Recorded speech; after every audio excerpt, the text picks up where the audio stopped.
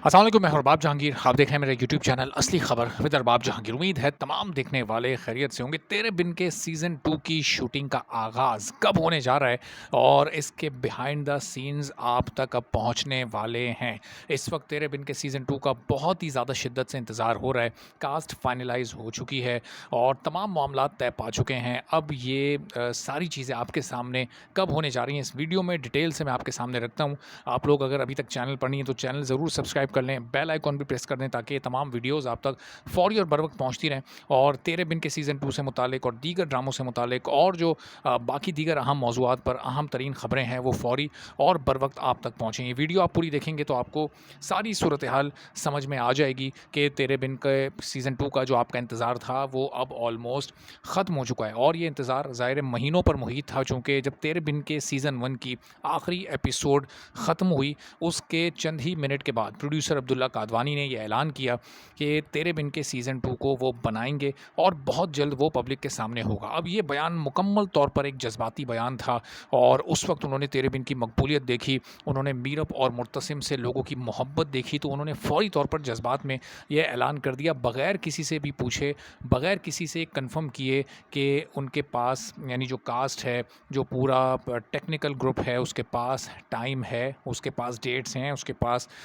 Free schedule है या नहीं। अब ज़ाहिर है कि तेरे बिन से जो मकबूलियत वहाज अली और यमुना ज़ैदी को मिली उसमें उनके करियर में एक तरह से चार चांद लग गए और उसके बाद एक प्रोजेक्ट्स की भरमार लग गई उनके सामने। तो ज़ाहिर है वहाज अली ने बहुत सारे प्रोजेक्ट्स तेरे बिन के दरमियान ही साइन किए। तो फ़ौरी तौर पर तेरे बिन ख़त्म होने के बाद वहाज अली के पास टाइम नहीं था, चूँकि उनका ड्रामा मैं शूट हो रहा था, फिर उनकी एक शॉर्ट सीरीज़ जुर्म वो भी उन्होंने उसी दौरान शूट करवाई, बहुत सारे कमर्शियल्स भी उन्हें ऑफ़र हुए, कई तरह के फ़ोटो शूट्स और वीडियो शूट्स मुख्तलिफ ब्रांड्स के वो उन्हें ऑफ़र हुए। इसी तरह यमुना ज़ैदी के साथ भी मामला था कि उनकी मूवी नायाब का रैपअप चल रहा था, वो ख़त्म हुआ, फिर उनका डबिंग सेशन मुकम्मल हुआ, फिर शुरू हुआ, फिर वो ख़त्म हुआ और फिर उसके बाद जेंटलमैन के लिए उन्हें कास्ट कर लिया गया। फिर जो दीगर उनके भी जो अलग से जो अलहदा प्रोजेक्ट्स थे, जो कि छोटे छोटे प्रोजेक्ट्स होते हैं फ़ोटो शूट और वीडियो शूट के, वो अलग से चल रहे थे। तो ना सिर्फ इन दोनों के पास उस वक्त टाइम नहीं था, बल्कि जो डायरेक्टर हैं सिराजुल हक, उनका भी एक दूसरा प्रोजेक्ट था जो कि उनकी कमिटमेंट थी और वो उसमें मसरूफ़ थे। और ज़ाहिर है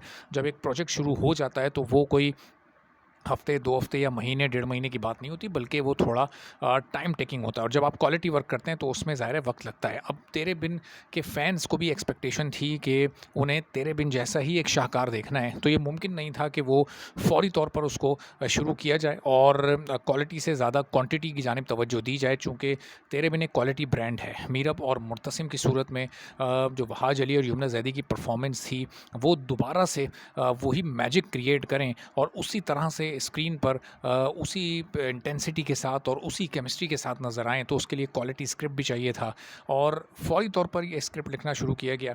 बहरहाल फिर ये चलते सिलसिला यहाँ तक पहुँचा कि वहाज अली से पिछले दिनों मीटिंग भी हुई अब्दुल्ला कादवानी की और यमुना ज़ैदी के साथ भी मामलात तय पाए।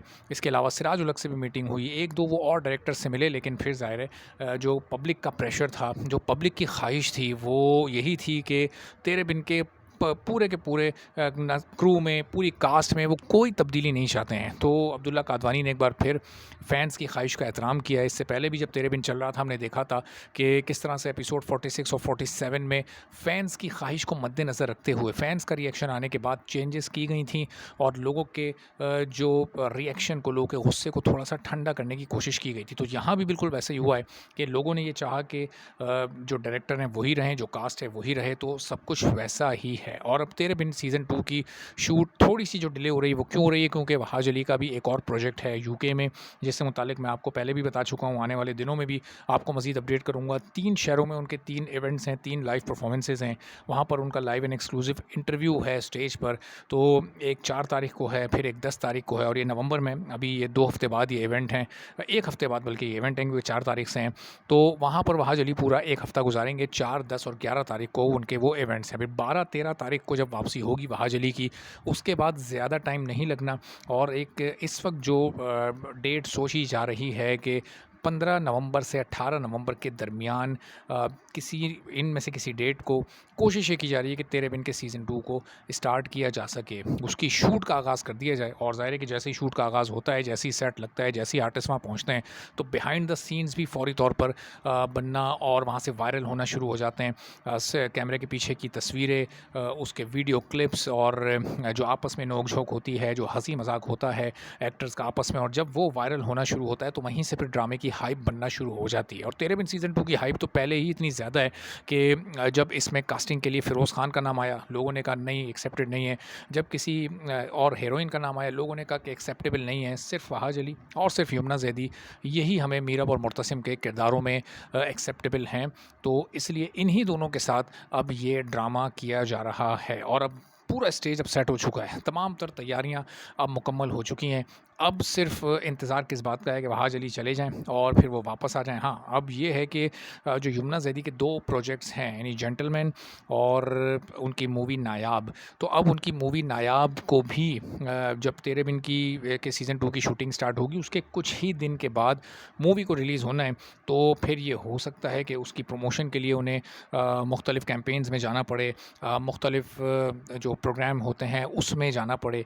तो अब ये बड़ा देखना होगा कि इसको 15 से 18 नवंबर के दरमियान शुरू करते हैं तो यमुना ज़ैदी की अवेलेबिलिटी कितने परसेंट मुमकिन हो सकेगी, चूँकि नायाब उनकी फ़र्स्ट मूवी है और पूरी की पूरी वो यमुना ज़ैदी के गिर्द घूम रही है और फिर एक स्पोर्ट्स सेंट्रिक मूवी है, एक स्पोर्ट्स की कहानी पर बेस करती मूवी है।